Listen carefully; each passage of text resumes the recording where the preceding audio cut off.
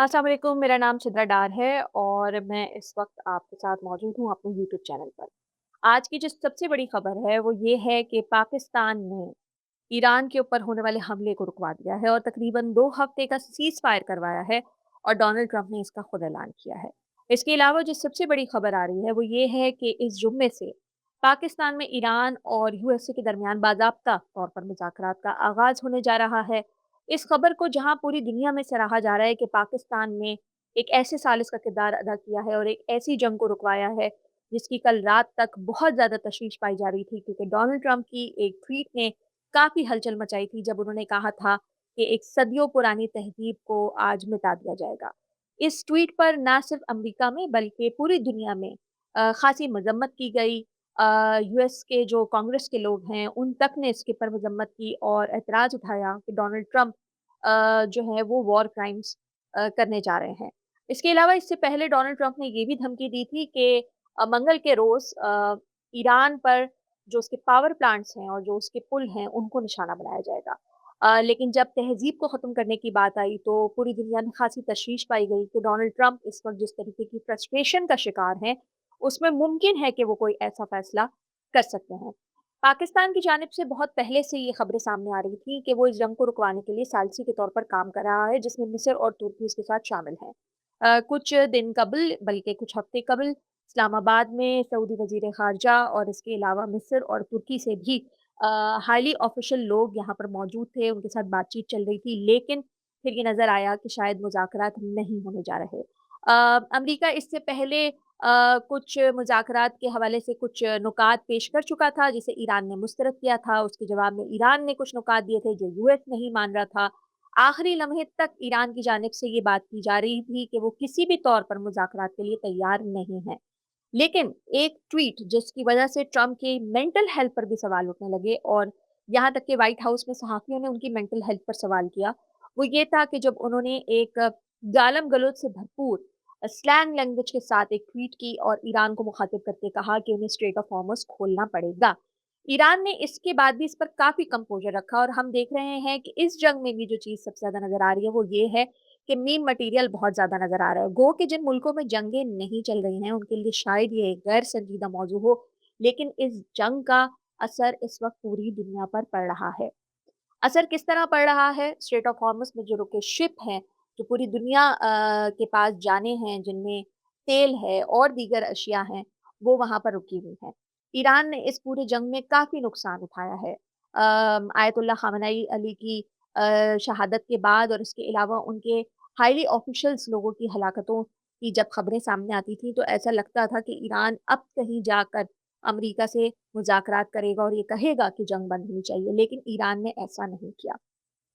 मैं कोई तज्ज़ियाकार नहीं हूँ, ना ही मैं कोई दिफ़ाई तज्ज़िया पेश करूँगी। मैं सियासत की तालिबा होने की हैसियत से इस सारे मसले को जिस तरीके से देख रही हूँ, वो ये भी है कि ईरान के ऊपर जो होने वाले हमले हैं, ईरान का ये पहला नहीं है कि वो कोई जंग में दाख़िल हुआ है। इससे पहले भी उसके ऊपर कई सैंक्शन्स लगी हैं, उसने कई जंगें लड़ी हैं, चाहे वो छोटी-बड़ी हों। लेकिन इस वक़्त जो फुल फ्लेज वॉर जिसे कहते हैं, वो इसराइल और अमेरिका की जानिब से वहाँ पर होने वाले हमले और अहम शख्सियात का मरना, ये एक बहुत बड़ी जंग समझी जा रही है। ना सिर्फ़ इसने दुनिया भर में पेट्रोल की कीमतों में इज़ाफ़ा किया है, बल्कि महँगाई इस वक़्त अपनी बुलंद तरीन सतह पर है। सिर्फ़ अगर हम पाकिस्तान की बात करें, तो मार्च के महीने में 11 से 13% महँगाई में इज़ाफ़ा हुआ है। पेट्रोल की कीमतें कहाँ से कहाँ पहुँच गई। अभी भी इम्कान ज़ाहिर किया जा रहा है कि पेट्रोल की कीमतें बढ़ेंगी। लेकिन इस सारे मामले में जो सबसे अहम तरीन चीज़ जो इस वक़्त पूरी दुनिया में डिस्कस हो रही है, वो ये है कि पाकिस्तान ने इस जंग को कैसे रुकवाया और इस जंग को रुकवाने के लिए चाहे वो जंग बंदी है 2 हफ्ते के लिए, इस सारे मामले में पाकिस्तान को क्या बेनिफिट है? ये बात सब जानते हैं कि पाकिस्तान की सरहद ईरान के साथ, अफ़गानिस्तान और इंडिया के साथ लगती है। गुज़श्ता साल मई में इंडिया के साथ पाकिस्तान की एक छोटी-मोटी झड़प हो चुकी है। हम इसे छोटी-मोटी झड़प इसलिए कह रहे हैं कि अगर हम 71 और 65 की वॉर के तनाज़ुर में देखें, तो अब जंगें भी गैर रिवायती तरीके से लड़ी जा रही हैं क्योंकि अब इसमें टेक्नोलॉजी और फ़ज़ाइया का बहुत अहम किरदार है। पाकिस्तान ने इंडिया के साथ जब जंग छिड़ी और जो कशीदगी हुई, उसमें जब पाकिस्तान को बरतरी हासिल हुई, तो भी पाकिस्तान डिस्कस किया जाने लगा। फिर उसके बाद अफ़गानिस्तान के साथ पाकिस्तान की झड़पें होना शुरू हुईं। बड़ी तादाद में अफ़गानिस्तान यहाँ से जो मुहाजिरीन हैं, उनको बेदखली का अमल शुरू हुआ जो कि अबूरी हुकूमत जो थी उसके दौर से ही शुरू हो चुका था। फिर अफ़गानिस्तान के हालात हमने देखे कि ताल्लुकात इंडिया के साथ बहुत ज़्यादा बेहतर होने शुरू हो गए। लेकिन जब यहाँ से फ़ज़ाई और ज़मीनी कार्रवाइयाँ शुरू हुईं, तो नज़र आने लगा कि शायद ये जंग बढ़ सकती है। इसके बाद खत्ते में ये वाली कशीदगी शुरू हो गई और ईरान के साथ मामलात शुरू हो गए। इस जंग को रुकवाने में पाकिस्तान का क्या किरदार हो सकता है? मैं इस पर फिर यही कहूँगी कि अगर हम पूरी दुनिया में जो इस वक़्त एनालिसिस हो रहा है, उसके तनाज़ुर में देखें, तो पाकिस्तान को एक काफ़ी स्ट्रैटेजिक हैसियत हासिल है कि वो जिस खत्ते में बैठा है, वहाँ पर होने वाली कशीदगी का बराह रास्त पाकिस्तान पर असर तो पड़ता है। इस जंग को रोकने के लिए इस पाकिस्तान की सबसे बड़ी जो बेनिफिट है वो ये हो सकता है कि अगर ईरान के ऊपर अमेरिका का इस तरीके का हमला होता है जो कि बहुत ही खतरनाक हो सकता है, तो उसका असर पाकिस्तान के दीगर बॉर्डर्स पर भी पड़ेगा और वो दुश्मन जो पाकिस्तान के साथ अपनी खार निकालने के बिल्कुल एज पर बैठे हैं, वो उस पर काफ़ी हद तक कामयाब हो जाएँगे। इंडिया और अफ़गानिस्तान से आपको उम्मीद नहीं रख सकते कि वो इस सारी सूरत-ए-हाल का फ़ायदा उठाते हुए पाकिस्तान के ऊपर भी अटैक करने की सोचेंगे।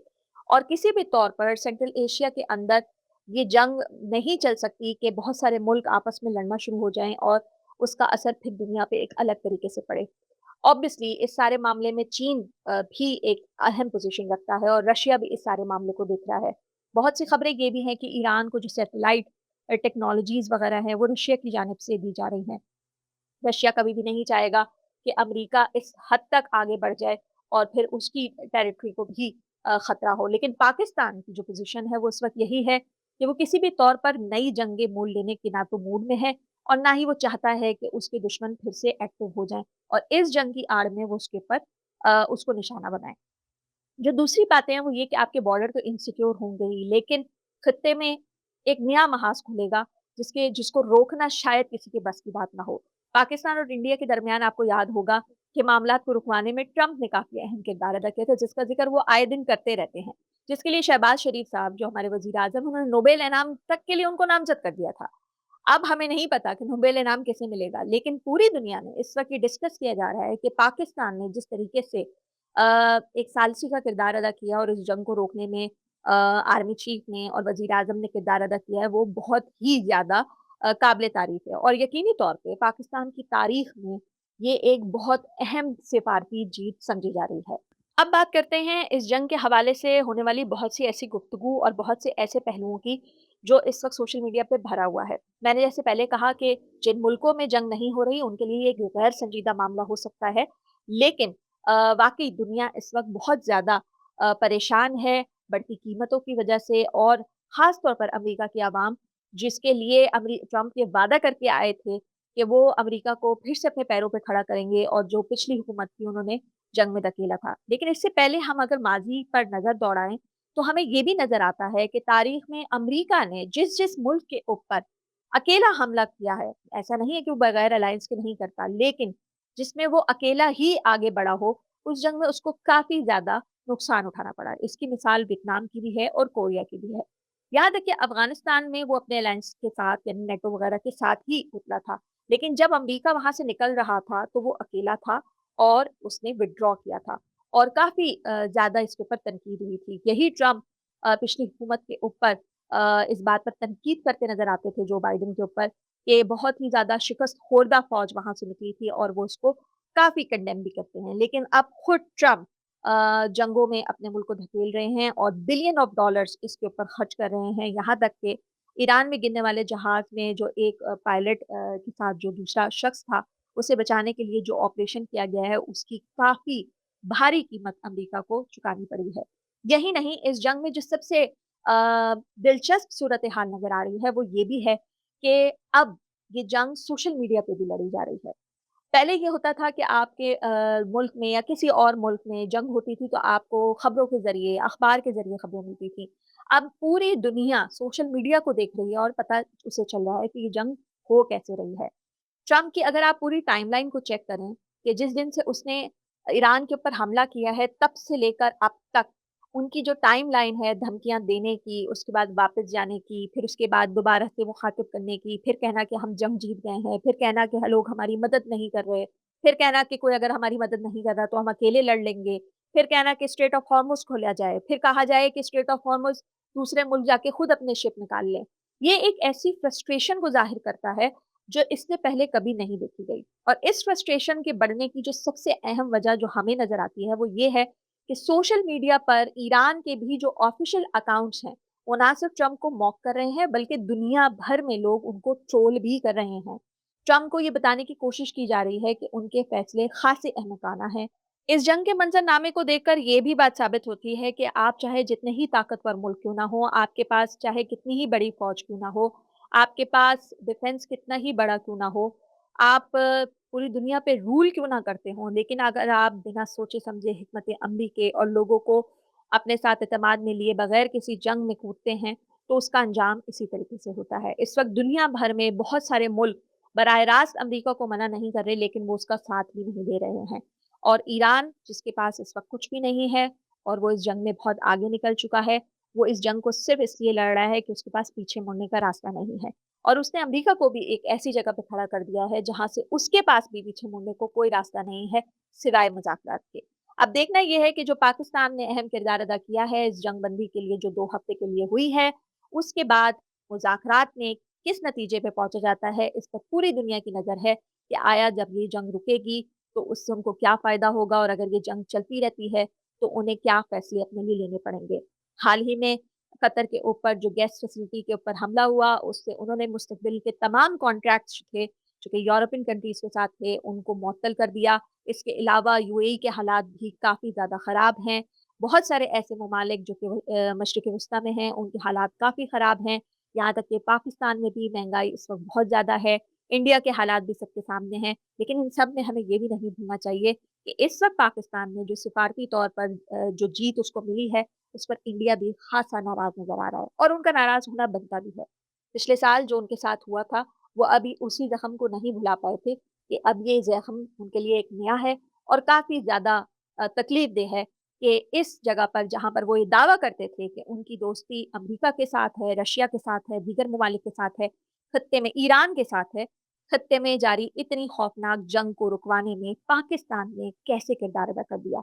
माज़ी में इंडिया पाकिस्तान की जो डिप्लोमेसी है उस और फ़ॉरेन मिनिस्ट्री है उसके ऊपर काफ़ी तनकीद करता नज़र आया है।